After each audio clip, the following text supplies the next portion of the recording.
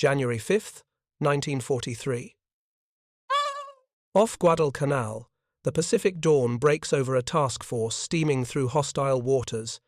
On the cruiser USS Helena, Lieutenant Red Cochrane commands the aft 5-inch battery. His gun crews are tired. They've been at battle stations for 72 hours, nerves frayed by constant alerts, eyes scanning empty skies for threats that could materialize in seconds. Then the lookouts spot them. 4 specks on the horizon, growing larger. AED-3A dive bombers, Vals in Allied reporting nomenclature, closing fast at wavetop height. The Japanese pilots know these waters. They've flown these missions dozens of times, learned which approach angles give them the best chance, understand that surprise and speed mean survival. If you're enjoying this deep dive into the story, hit the subscribe button and let us know in the comments from where in the world you are watching from today.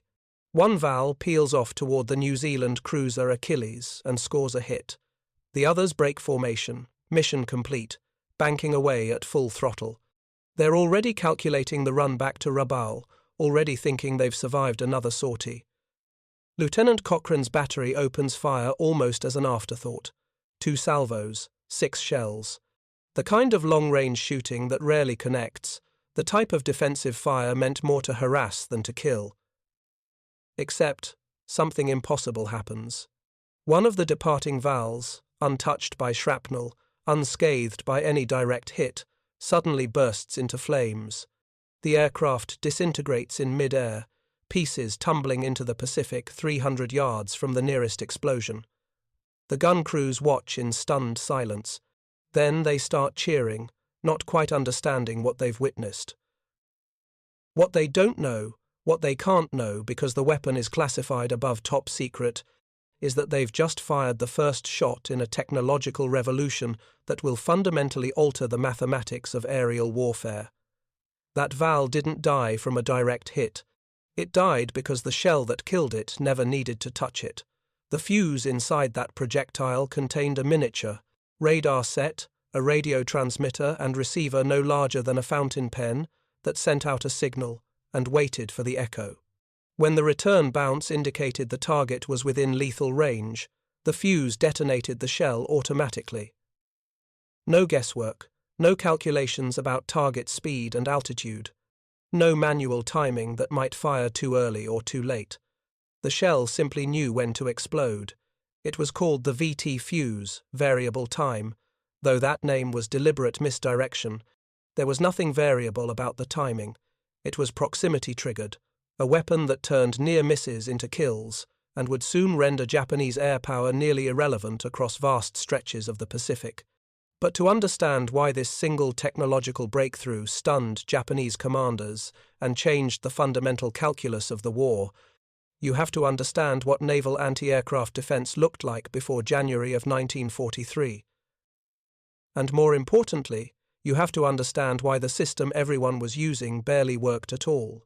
In 1942, shooting down an aircraft with naval gunfire was an exercise in educated guessing.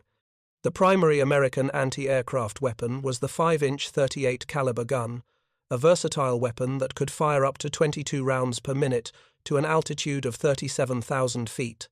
These guns were mounted on nearly every American warship, from battleships to destroyers.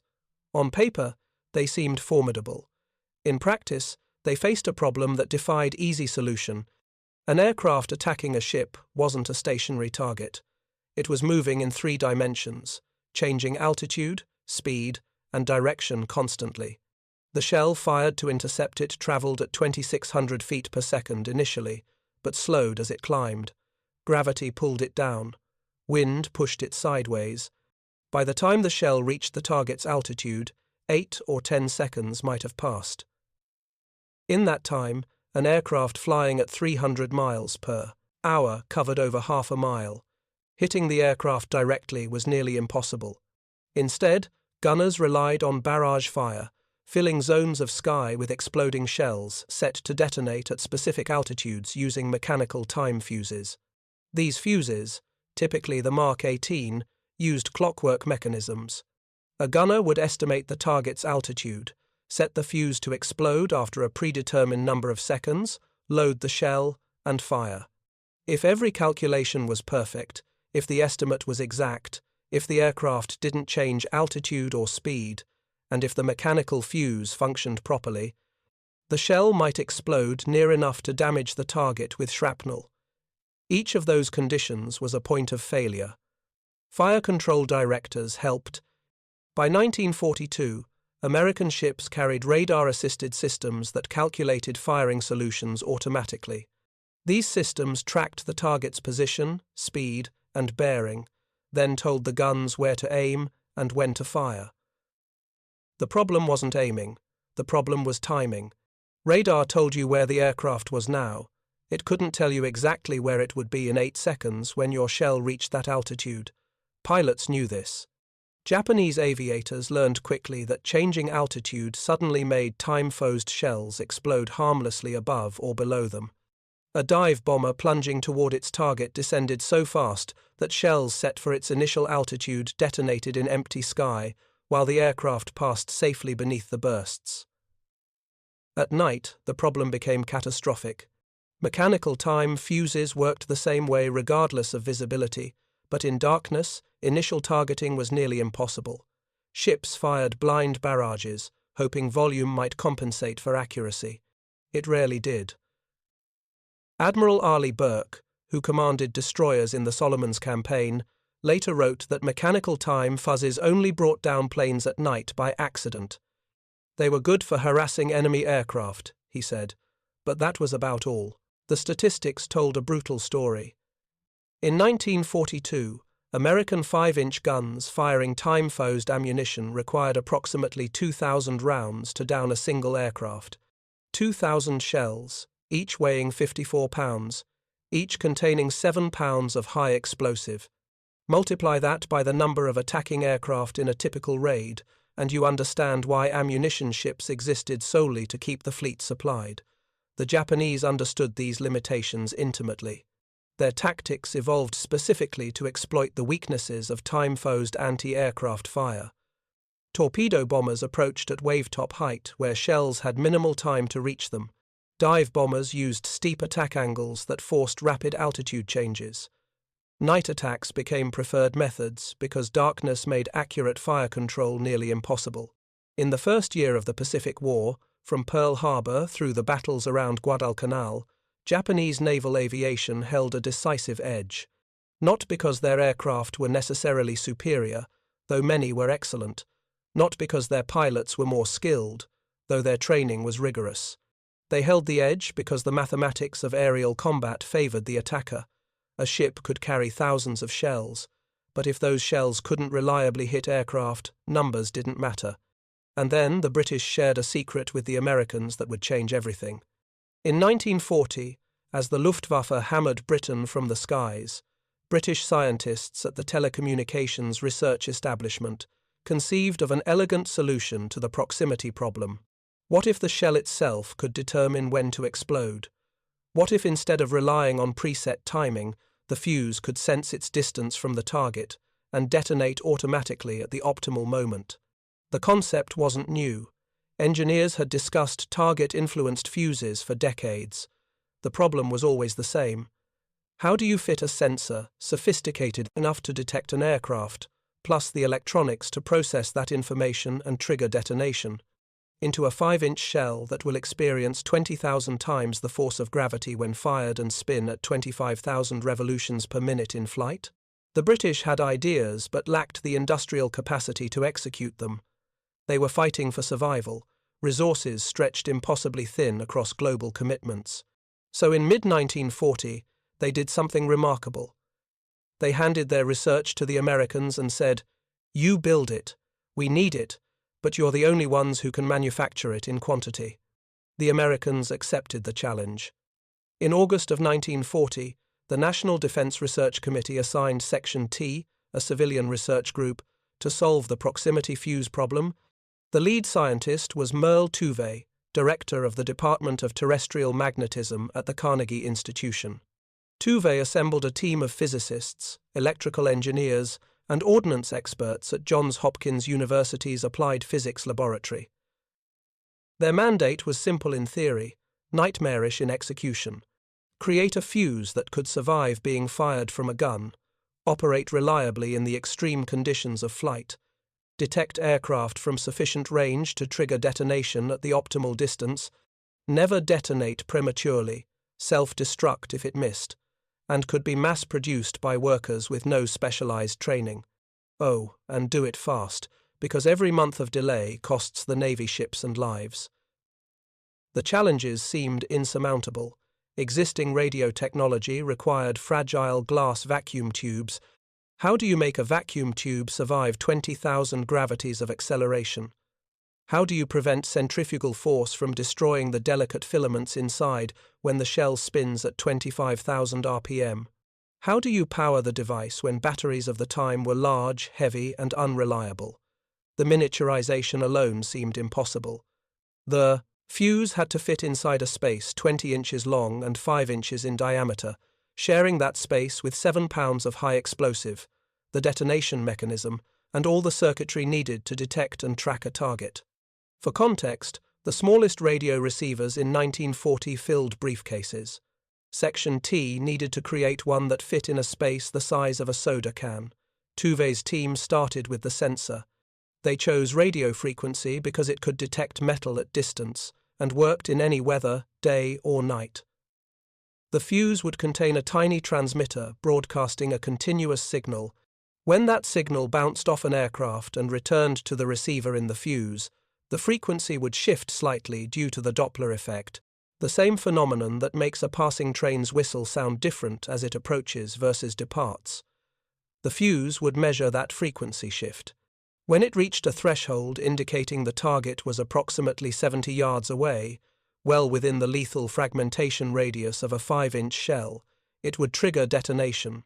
Brilliant in concept, brutally difficult in execution. The vacuum tubes were the first major obstacle.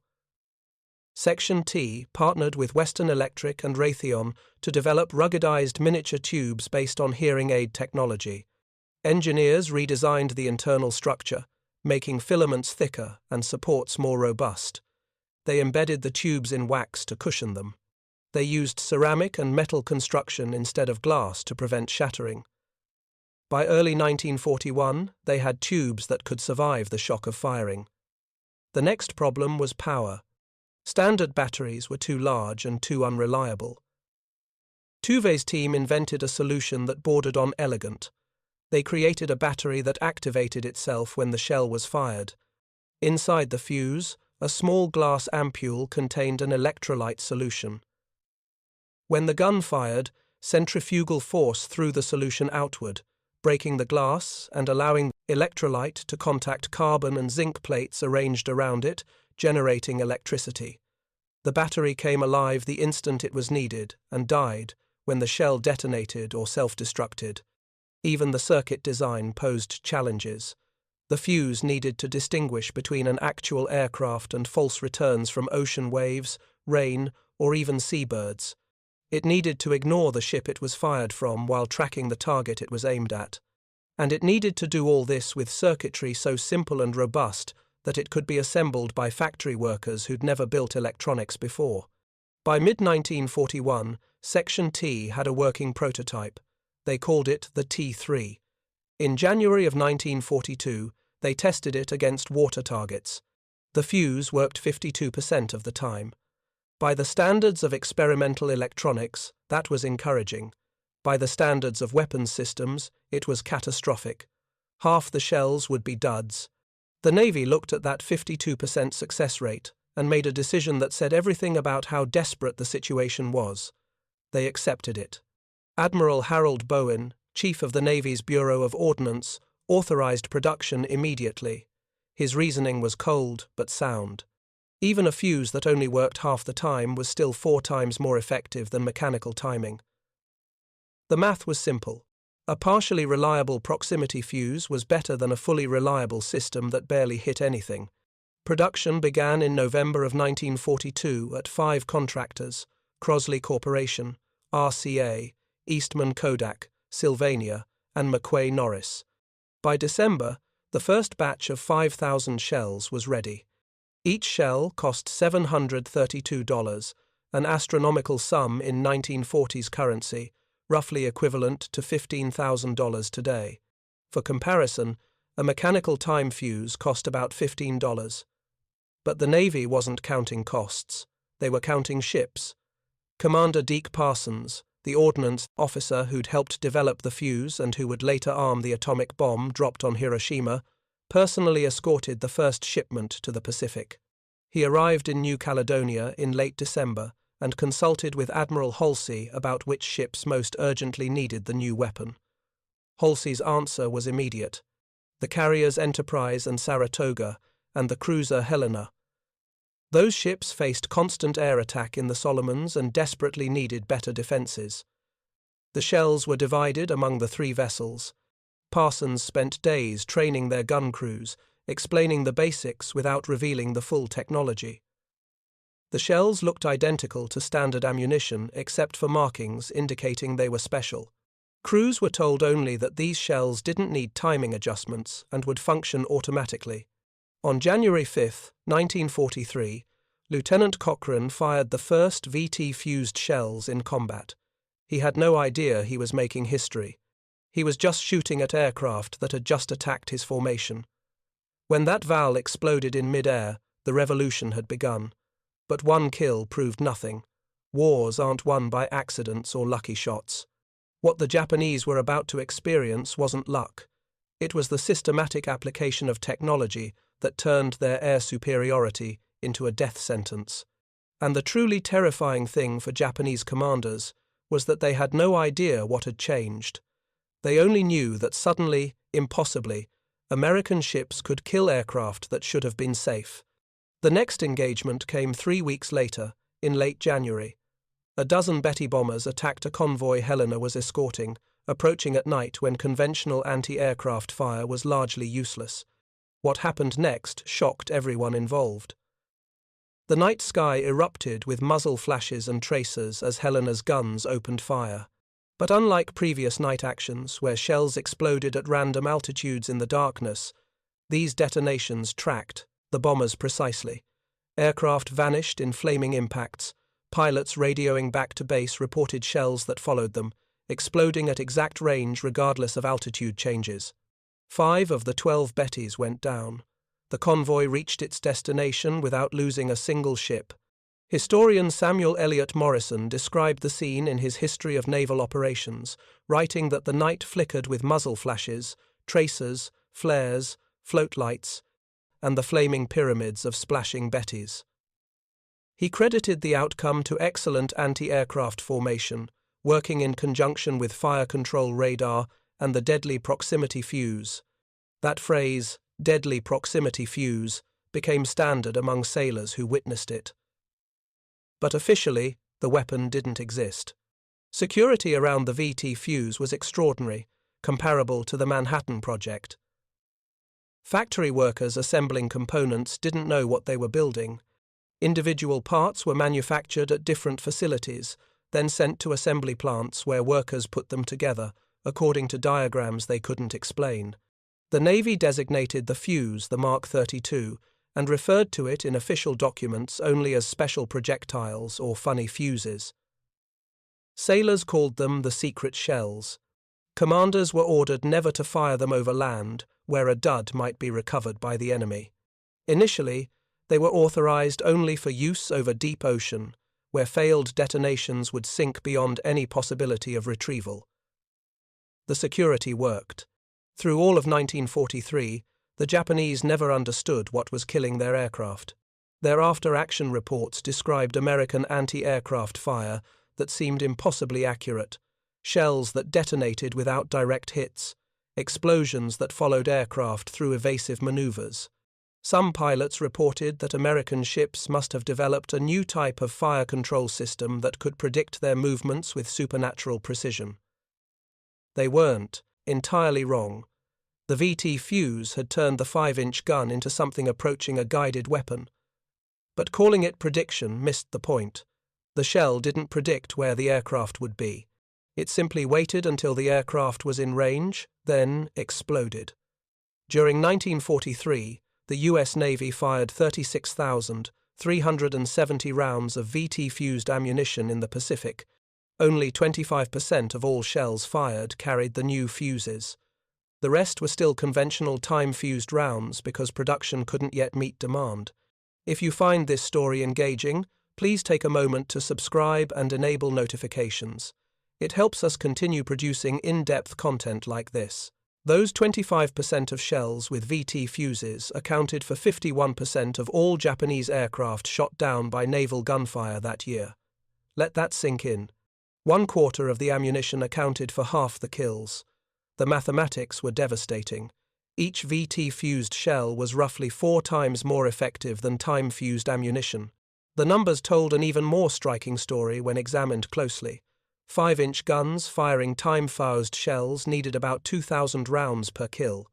5-inch guns firing VT-fused shells needed approximately 500 rounds per kill against conventional attacks, and even fewer against kamikaze aircraft diving straight at the ship. Night combat showed even more dramatic improvements. Kill ratios at night increased by 370%.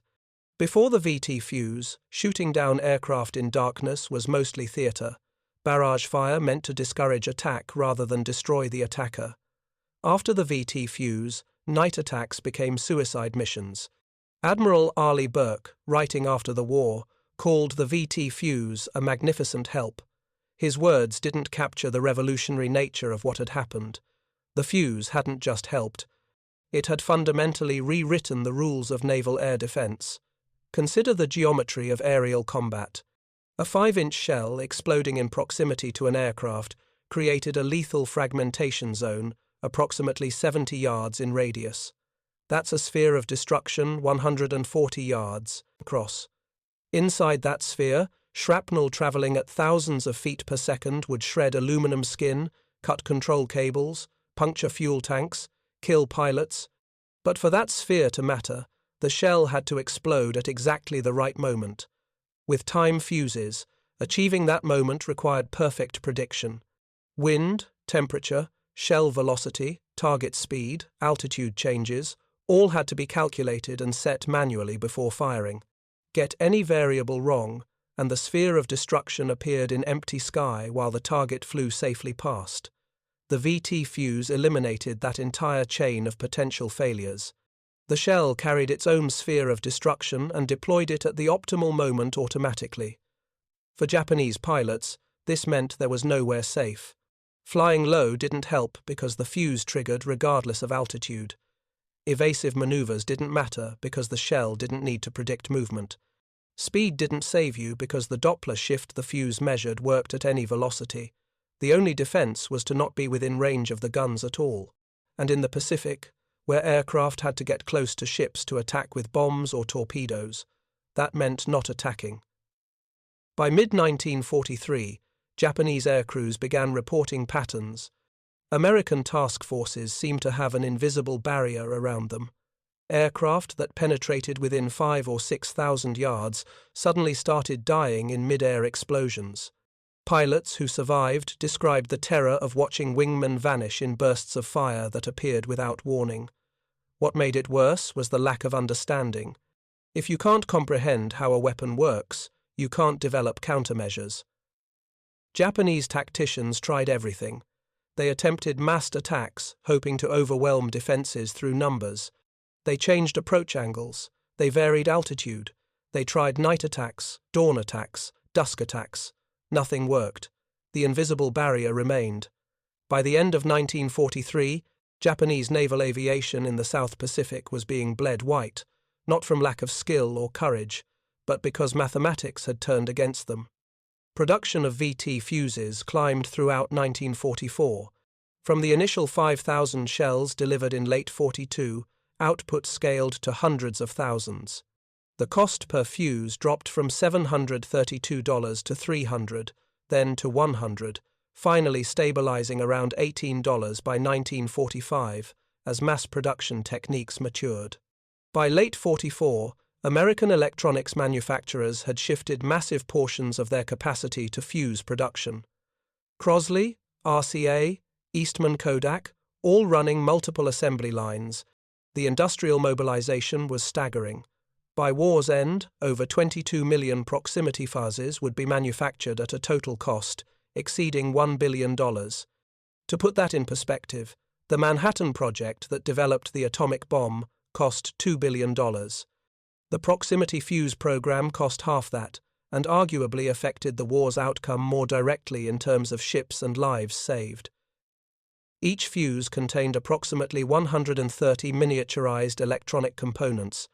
Multiply that by 22 million units, and you get nearly 3 billion individual parts manufactured to precise specifications, assembled by workers who often didn't know what they were building, all quality controlled to ensure battlefield reliability.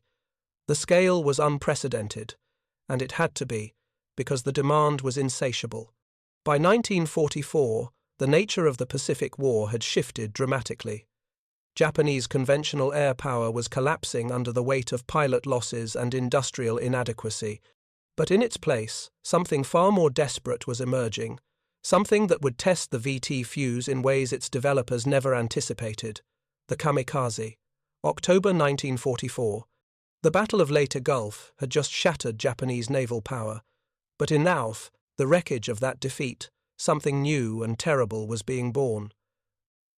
Vice Admiral Takejiro Onishi stood before a group of young pilots on Luzon and explained a new kind of mission.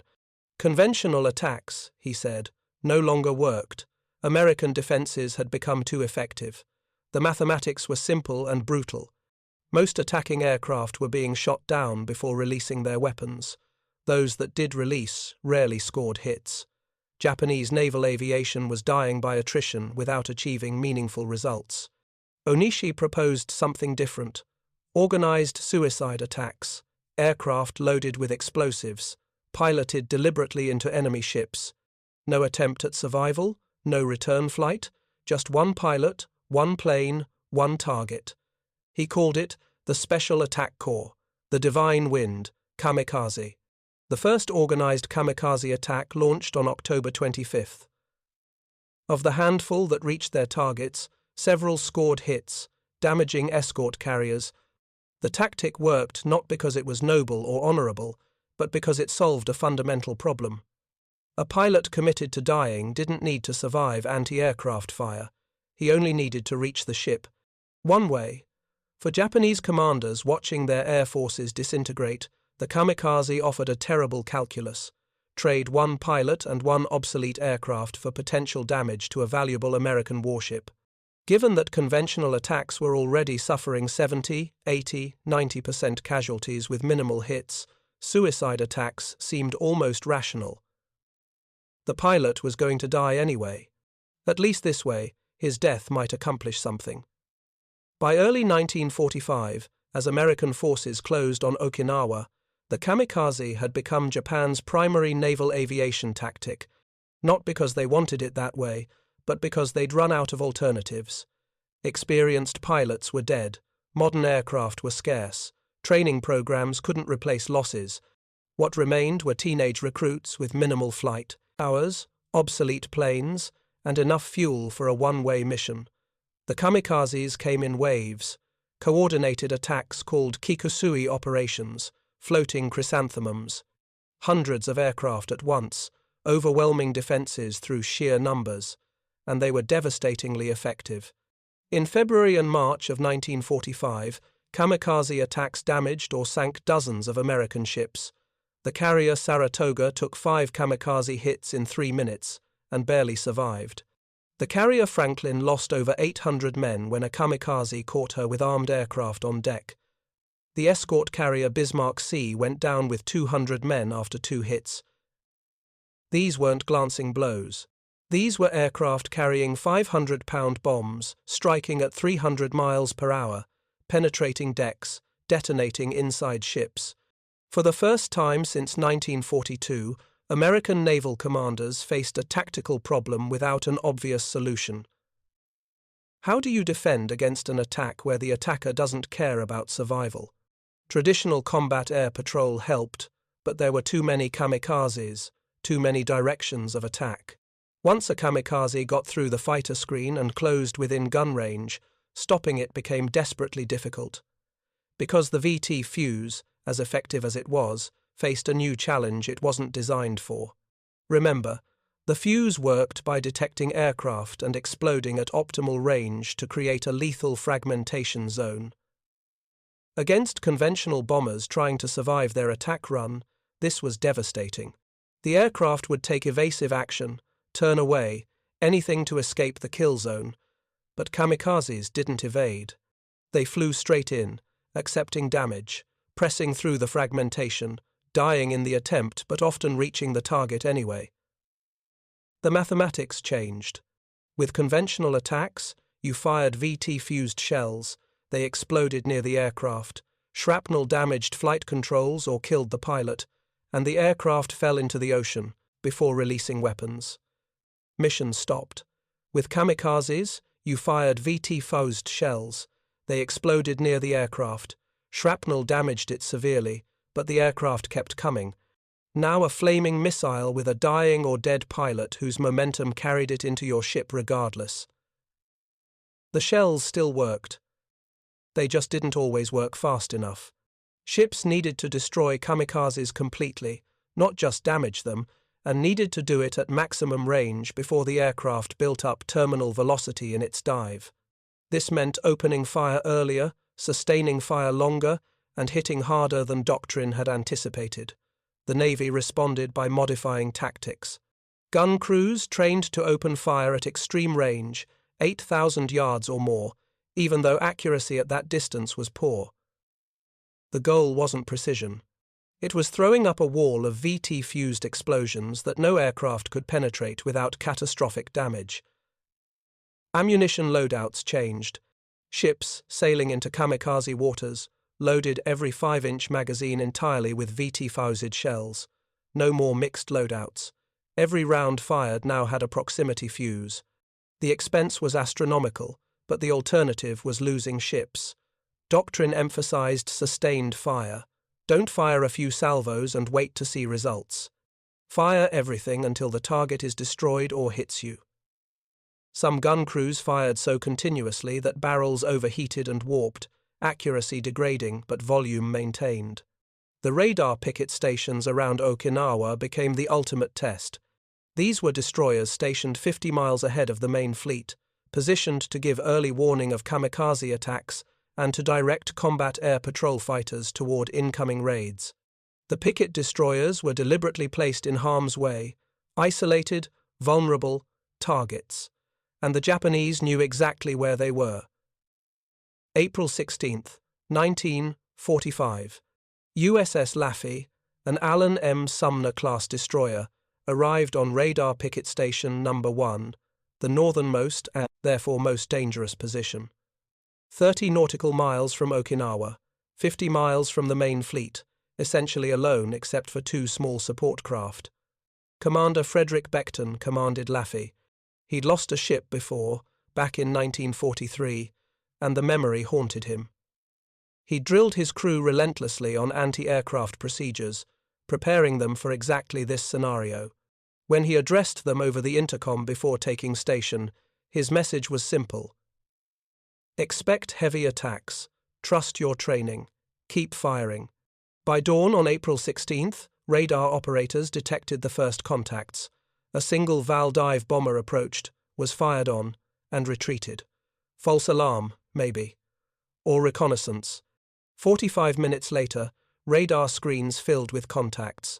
Not 1 or 2 aircraft, dozens, 50 or more converging from multiple directions. What happened next became one of the most intense naval engagements of the Pacific War. Over 80 minutes, 22 Japanese aircraft broke from the main formations to attack Laffey specifically. Not because she was important strategically, but because she was there, isolated, and the kamikazes needed targets. The first 8 attacking aircraft died before reaching the ship. Laffey's gun crews, trained to Beckton's standards, fired with devastating accuracy. VT-fused 5-inch shells bracketed targets at long range. 40mm guns tore through aircraft at medium range. 20mm cannons shredded anything that got close. 8 aircraft, 8 kills. Perfect defense. Then the 9th aircraft appeared. The pattern changed. Multiple kamikazes attacked simultaneously from different bearings. The gun directors couldn't track everything. Manual aiming took over. Crews fired at whatever threatened their sector, coordination degrading into desperate local defense. At 8:45 in the morning, a Judy dive bomber bored through 40mm fire from the port side. Shells hit it repeatedly. Pieces flew off. The engine smoked. It kept coming. The Judy slammed into Laffey's starboard side behind the afterstack, destroying two 20mm mounts and spraying burning aviation fuel across the deck. 3 minutes later, another Val approached from astern, strafing as it came. 20mm fire from the fantail hit it multiple times. Wings shredded, fuselage riddled. It crashed through the fantail gun mounts anyway, killing 6 gunners and setting the afterdeck ablaze. The same minute, another Val dove from the sun and crashed into Mount 53, the after 5-inch gun turret. The impact killed everyone inside and detonated the ready ammunition, blowing the turret apart. 30 seconds later, yet another Val dropped a bomb that struck the deck near the destroyed turret, then crashed into the wreckage. Fire spread forward toward the magazines. 90 seconds after that, another Val dropped a bomb that hit the starboard quarter, exploded in the after ammunition magazine, and jammed the rudder hard to port. Laffey could no longer steer. She circled helplessly, fires raging aft, steering gear destroyed, after guns silent, still under attack. But the forward guns kept firing. Mounts 51 and 52, the forward 5-inch turrets, continued engaging targets despite the chaos behind them. Gun crews loaded and fired in manual control after the director systems failed, aiming by eye, relying on training and muscle memory. VT-fused shells continued streaking outward, exploding among the attacking aircraft. More kamikazes came in. A Judy from the port side, another Val from starboard. One by one, Laffey's guns found them. A 5-inch shell with a VT fuse detonated directly beneath a diving Val at 800 yards. The aircraft disintegrated. Another kamikaze took a direct hit at 500 yards, its engine blown apart by a shell that didn't even need to explode. It fell short of the ship. But others got through. By 9:15, 80 minutes after, the attack began. 6 kamikazes had crashed into Laffey and 4 bombs had hit. 32 men were dead, 71 wounded. The afterthird of the ship was a smoking ruin. Fires burned out of control. The rudder was jammed, steering was gone.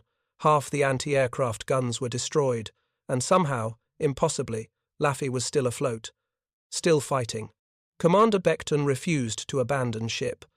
When his communications officer suggested it might be necessary, Beckton's response was immediate and profane. No, absolutely not. I'll never abandon ship as long as a single gun will fire. A lookout standing nearby, believing the captain couldn't hear him, added quietly, and if I can find one man to fire it. The crew kept Laffey alive through damage control that bordered on miraculous. They flooded magazines before fire reached them. They jettisoned burning ammunition. They manned hoses despite wounds and exhaustion. They dragged the dead and wounded to safety while still shooting at aircraft. They saved their ship not because doctrine told them how, but because they refused to let her die. Combat Air Patrol finally arrived in force. Marine Corsairs and Navy Wildcats from the carriers, drawn by the smoke and the radio calls, dove into the remaining kamikazes and destroyed them before they could finish Laffey. The attack ended not because Laffey drove them off, but because there were no more kamikazes in range. The Japanese had thrown everything at Picket Station 1, and Laffey had survived, barely.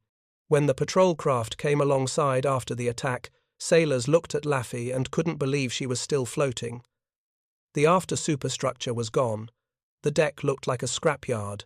Aircraft parts, twisted metal, bodies, shell casings ankle deep. The waterline showed she was down by the stern, magazines flooded, hull breached in multiple places. But her forward guns still pointed skyward, ready to fire if more kamikazes appeared. They didn't. Laffey was towed to Okinawa for emergency repairs, then to Saipan, then eventually to the United States for complete reconstruction. She'd been hit by more kamikaze aircraft than any other destroyer in the war and survived. Historians later called it the most intense air attack any ship had ever withstood. Samuel Eliot Morison wrote that probably no ship has ever survived an attack of the intensity she experienced. The VT fuse hadn't prevented the damage. It couldn't. The kamikazes came in too fast, too determined, accepting catastrophic damage to reach their targets. But the fuse had kept Laffy alive. Of the 22 aircraft that attacked her, 9 were destroyed by Laffy's own guns. Most of those were killed by 5-inch shells with VT fuses, exploding at optimal range even when manual aiming made precision impossible. The other 13 were shot down by combat air patrol or crashed into the ship. Without the VT fuse, all 22 would have reached Laffy. The ship would have been obliterated, gone down with all hands like so many other picket destroyers. The fuse gave her gunners the tools to fight back effectively, even under impossible conditions. And Laffy's story wasn't unique. It was simply the most dramatic example of a pattern repeating across the Okinawa campaign. Picket destroyers faced kamikaze attacks that should have destroyed them, but fought back with VT-fused ammunition and survived. USS Hadley shot down 23 attacking aircraft on May 11th using VT fuses. USS Evans accounted for 12 before having to withdraw. Destroyer after destroyer reported similar engagements. Multiple simultaneous kamikaze attacks, overwhelming odds. Ships survived because their guns could kill aircraft reliably at range. The statistics from Okinawa told the story. During 1945, the U.S. Navy fired approximately 4.9 million rounds of 5-inch ammunition in anti-aircraft defense. Roughly 1.2 million of those rounds carried VT fuses. That 25% of ammunition accounted for approximately 60% of aircraft destroyed by naval gunfire. The fuse wasn't just 4 times more effective than conventional ammunition anymore. Against kamikazes diving at high speed, it was closer to 6 times more effective. More importantly, VT fuses were decisive against the most dangerous targets. Conventional time-fused ammunition fired at a diving kamikaze had to be set perfectly to explode at the exact altitude the aircraft would occupy seconds later.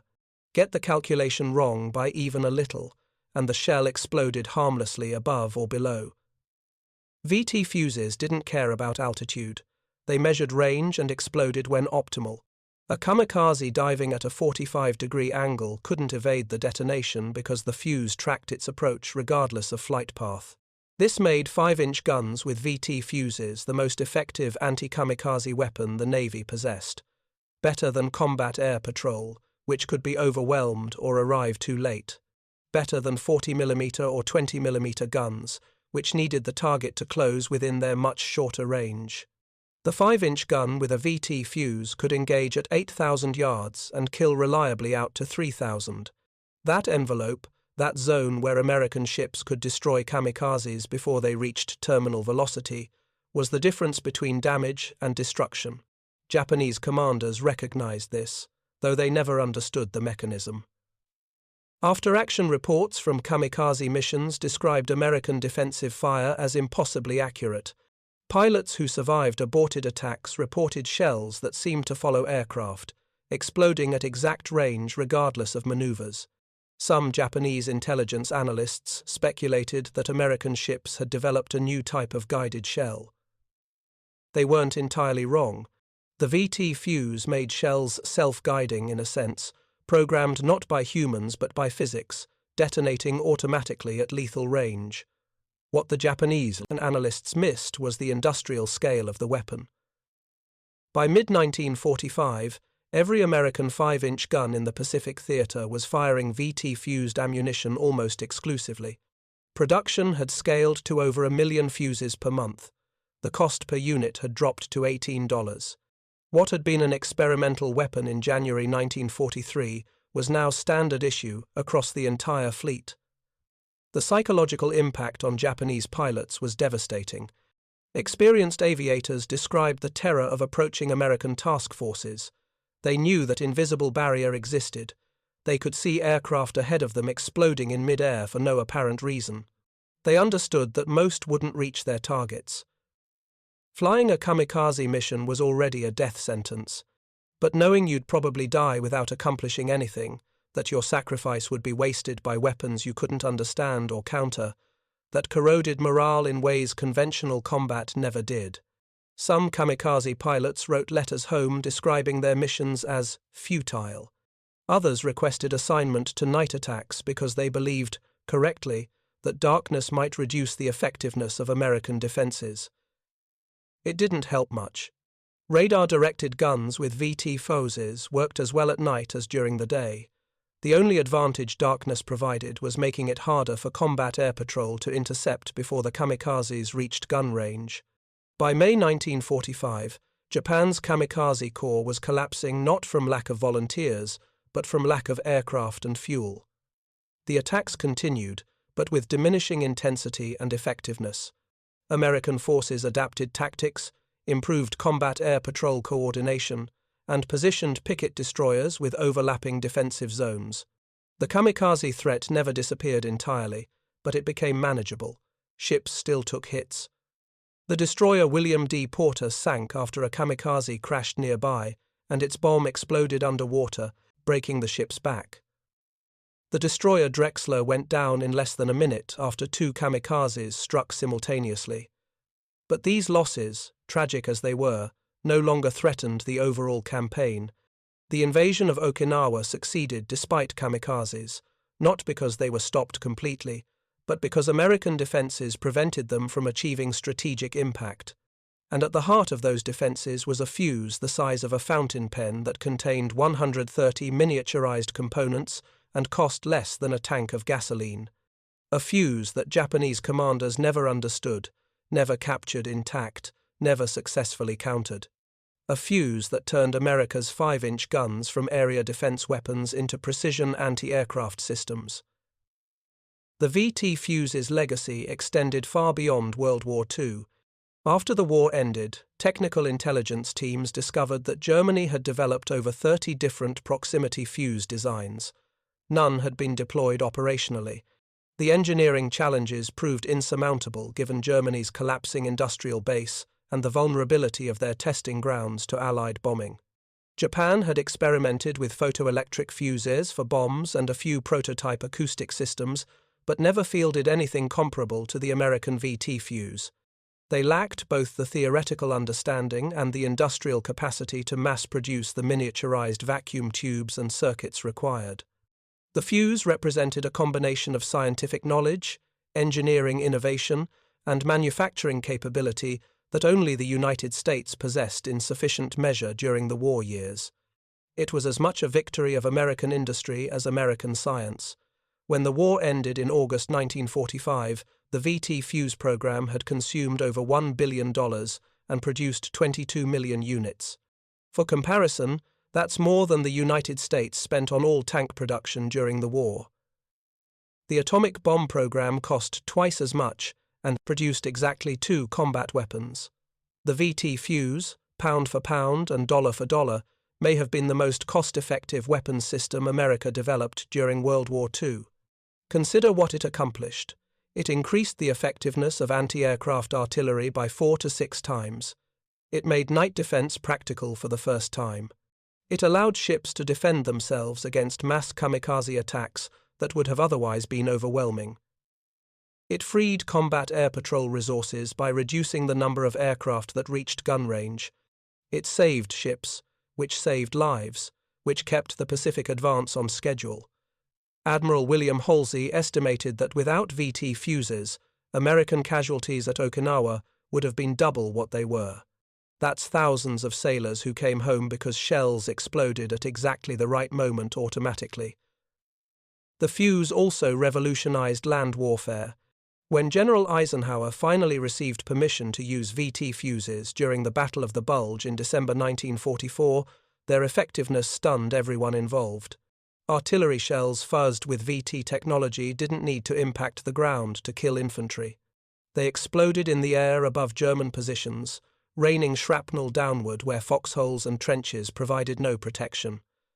General Patton wrote that the new shell with the funny fuse was devastating.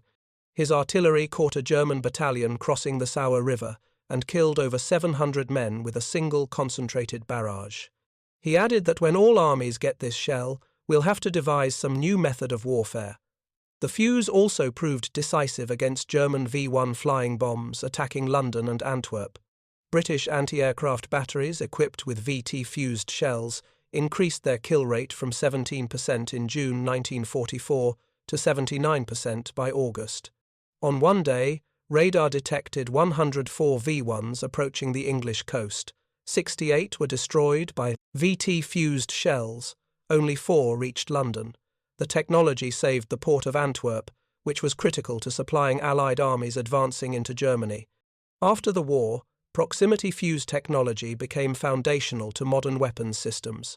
Every air defense missile, from the Cold War Nike systems to modern Patriots and Standards, uses proximity fusing.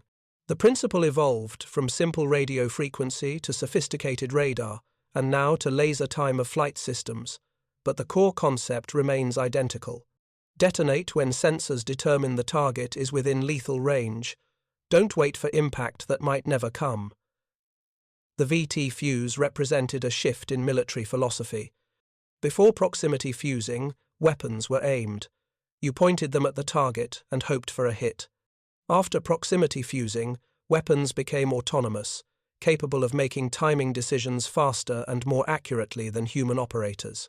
This was an early step toward what would eventually become smart weapons, guided missiles, and autonomous systems. The fuse made weapons intelligent in a limited but crucial way. For Japanese commanders in 1945, watching their kamikaze tactics fail against American defenses they couldn't comprehend, the VT fuse represented something beyond mere technology. It represented the industrial and scientific gap that had made their defeat inevitable. Japan had started the Pacific War, believing spirit and skill could overcome material disadvantage. By Okinawa, they understood the truth. American factories could produce weapons in quantities and sophistication Japan couldn't match. American scientists could solve problems faster than Japanese engineers could even define them. The kamikaze tactic was born from desperation, a recognition that conventional methods no longer worked against American defenses. But even suicide attacks failed when the defenses were based on physics rather than luck. You can't overcome proximity fusing through determination or courage. The shell doesn't care about your resolve. It simply measures distance and explodes at the optimal moment every single time. That cold, mechanical efficiency defeated human desperation comprehensively. Standing on the deck of a ship like Laffey today, preserved as a museum at Patriots Point in South Carolina, you can see the scars. Patches where kamikazes struck, rebuilt sections where bombs exploded, gun mounts that were destroyed and replaced. The ship herself is a testament to what happened when Japanese pilots met American technology. The determination was real, the courage was genuine. But the mathematics were unforgiving, and in war, mathematics eventually determines outcomes regardless of how much blood is spent trying to change the equation. The VT fuse didn't win the Pacific War by itself. No single weapon ever does. But it fundamentally altered the balance of aerial combat at a critical moment when kamikazes threatened to inflict catastrophic casualties on the American fleet. It turned 5-inch guns from area denial weapons into precision systems capable of defending ships against attacks that should have been overwhelming. It saved thousands of lives by destroying aircraft before they reached their targets. And it accomplished this not through dramatic visible effects, but through invisible radio waves, miniaturized electronics, and explosions timed to microsecond precision by circuits that fit inside a fountain pen. For Japanese commanders who'd built their final defense strategy around kamikaze attacks, the failure of those attacks to achieve decisive results was inexplicable. They sent wave after wave of aircraft. They traded lives without hesitation. They attacked with everything they had left. And still, American ships survived. Still, the invasion succeeded. Still, the advance continued northward toward the home islands. What they didn't know, what they couldn't have guessed, was that a shell they could see streaking toward their aircraft carried, inside it, a miniature radar system that measured distance automatically and detonated at precisely the moment where fragmentation would be most lethal. They only saw aircraft exploding in mid-air, dying before they could complete their missions. They attributed it to luck, to radar-directed fire control, to anything except the truth. The truth was simpler and more devastating than they imagined. American engineers had solved a problem Japanese scientists never fully understood. They'd miniaturized electronics Japanese industry couldn't manufacture. They'd scaled production to levels Japanese factories couldn't approach. And they'd deployed those solutions across the entire Pacific Fleet while maintaining security so tight that even captured Fuzes, and some were captured during the Battle of the Bulge, were never successfully reverse-engineered before the war ended. By August 1945, when atomic bombs finally convinced Japan's leadership that continued resistance was futile, the VT Fuse had been in combat for 31 months. In that time, it had transformed aerial warfare, saved countless ships and lives, and demonstrated a technological sophistication that represented the peak of World War II weapons development. The Japanese had fought with courage, skill, and determination. They'd adapted tactics constantly, trying to find vulnerabilities in American defenses. They'd committed their youngest pilots to suicide missions in desperate attempts to inflict unsustainable casualties. None of it mattered, because on the other side of that battle was an industrial scientific complex that could conceive, design, test, manufacture, and deploy revolutionary weapons systems in quantities that made them standard equipment rather than experimental curiosities. That disparity, more than any individual battle or campaign, defined why Japan lost the Pacific War. They were fighting with pre-war equipment and pre-war thinking against an enemy that was inventing the future while simultaneously mass-producing it. The VT Fuse was just one example, but it was a perfect example. A weapon so sophisticated it seemed almost magical, manufactured so efficiently it cost less than dinner at a restaurant, deployed so widely that every American ship carried it as standard ammunition. That combination of innovation, industry, and implementation was something Japan could never match. The shells that killed Japanese aircraft in 1945 contained technology that wouldn't become common in commercial electronics for another decade. They represented applied physics that was cutting-edge science transformed into mass-production manufacturing, and they worked with reliability that exceeded 90% by the end of the war, turning nearly every near miss into a kill. For Japanese pilots flying into that defensive envelope, survival became statistically improbable. Not impossible, but unlikely enough that mission success rates collapsed. That's what stunned Japanese commanders. Not that American defenses were strong, but that they were reliable, consistent, and impossible to counter with available tactics or technology. Thank you for watching. For more detailed historical breakdowns, check out the other videos on your screen now and don't forget to subscribe.